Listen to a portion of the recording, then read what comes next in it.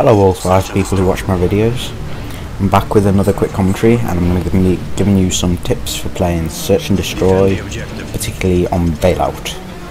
The first half of this game is rushing. I think rounds 1 and 2 are rushing, and then the remainder of the round I use the M16, which is something you want to do. You want to start off rushing, and then you want to switch it out for something else once you've worked out what kind of players the other team are. So for the first half, it's MP5K with a silencer, Spaz 12 as you can see at the moment, which I generally like to switch to when I'm going into houses because the MP5K is a piece of shit no matter what. The only reason I use this instead of the UMP is because the UMP is overpowered as shit and the MP5K looks really, really cool. Perks are Marathon, Lightweight and Ninja to get rid of all those heartbeat sensors and so that I can rush and get there quickly.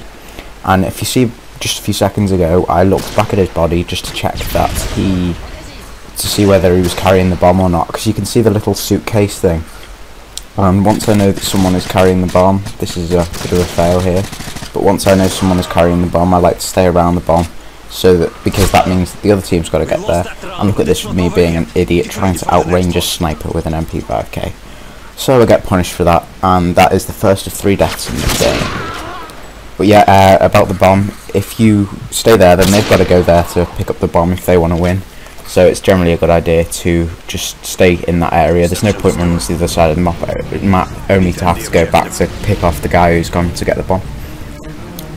Another most important tip, which is kind of ironic because that's what I'm doing right now, but most of the time you never want to use the same route twice, route or route depending on whether you're American or not, but you never want to use the same route twice because people like to revenge kill. And that was a nice little spray. People like to revenge kill, so if you use the same route twice, chances are they'll set up there with an AA-12 and just wait for you to pop around the corner. And the second most important thing with any game type is never go down the middle of the map. As the whole Wings of Redemption, Woody's Game of Tag crew would say, if you go down the middle of the map, you are just a baby buffalo waiting to be picked off. The only reason I ran down the middle of the map that time is because I had a good reason. Hang on. Oh, yeah. Because there's only really 2 good rushing routes in this map, because if you go up the side that I kind of went round when I got the double spray, if you rush up that way then you will usually get picked off by someone who's just hiding over the boxes, because it's a doorway that you've got to go through and there's no other way of getting past it. So I only think there's 2 routes on this map. So I switched out to the M16, and I'm pretty sure this is with Bling with the silencer holographic, probably stopping power, which is just my go-to perk, and I missed a guy there. That's one of the other important things, awareness. Switch out to my shotgun to make sure, because I see there are 2 people in here and nothing beats the AA-12 at short range, so I pick off these 2 snipers. But yeah, the rest of the class was Ninja and obviously the AA-12 secondary. And I get punched here again, and for those of you who say quickscoping isn't effective, in some situations it is. I like to quickscope myself. I'm not very good at doing it in public games, but I do a lot of it in private games, and look at this pure elite pro here. But yeah, quickscoping is effective at medium range when you've got a sniper rifle, most of the time if you could. Well, 2 pro players facing off. Another thing that it's important to do in any game type, in any first-person shooter, is keep cool. If you get angry, you'll play worse.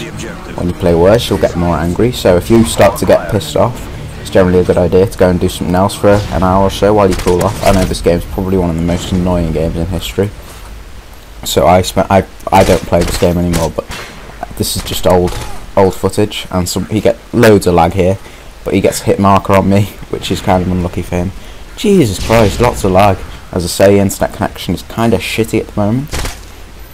I almost shoot my teammate here. I turn around, oh, what the fuck? Oh, he's got a green label. That's alright. Yeah. Another important thing is if you are getting shot at by someone, you duck down behind something. Generally, if you know they're using an assault rifle and they've emptied probably about 3/4 of their clip, if you just wait like a second or so, they'll usually start to reload, and you will be able to pop your head up and take their head off, which is always nice. Headshots for the win. And this is my big mistake here, switch to an M1A1 to go around a corner and get punished yet again by a Pro Elite Sniper using the MP5. Jesus Christ, that was embarrassing. But I picked him up with a Claymore. And that is my last death of the game, which is nice, but I get an extra 5 kills. The final score in this game is 15-3, which is a nice 5 KD. It's not bad for search. It's first... Not bad for search. God, I need to learn how to talk. That's probably a good idea. But yeah, the main thing about rushing is you catch people off guard, so run routes that people don't expect. That's important with every class. Like, this is a route that lots of people go to, and it's also, so it's quite risky for me to do, but because I've got the bomb, I want to plant the bomb, get my 1,000 points, do some leveling up. Everyone likes a bit of leveling up. I think you like a bit of leveling up. I like a bit of leveling up. Yeah, I should probably start doing that. Oh, and the other thing that you want to do is if you are sniping, if you snipe, you always want to use a handgun or a submachine. No, the like mini handgun that's automatic, because you can pull them out really quickly. So that if someone flanks you, you don't have to spend 10 minutes pulling out your spaz, only to get shot halfway through the pulling it out animation. And yes, I realise I've said pulling it out quite a lot, and this is an epic fail. What do I think about Bailout? Bailout as a map? It's alright. It's not as good as the COD 5 or COD 4 maps. Oh my god, how bad was my accuracy here. But yeah, I don't like the new map pack. I think it's freaking awful. Apparently the next one's a lot better though.